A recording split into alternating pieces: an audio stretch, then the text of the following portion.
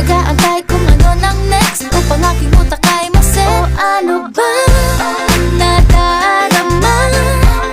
Huwag nang paligoy-ligoy-ligoy, paligoy-ligoy pa. Pwede ba? Huwag ka nang magrama. Huwag nang paligoy-ligoy-ligoy, paligoy-ligoy pa. Kwento-kwento ka tungkol sa bagay-bagay. Pag-usapan naman natin tayo medyo bagay. Ngunit mabagal ka, di mo maisipin sa bagay. Kunting tiis na lang, malapit na akong magbabay. Ano ka ba naman? Ganyan-ganyan na lang. Wala ka lang alam gawin kundi magparamdam. Hindi ko na alam, ano pa dapat ang iisipin ko o dapat ba na wag na lang. Tuwing gabi ka lang nagte-text, message ka walang effect. Nag-aantay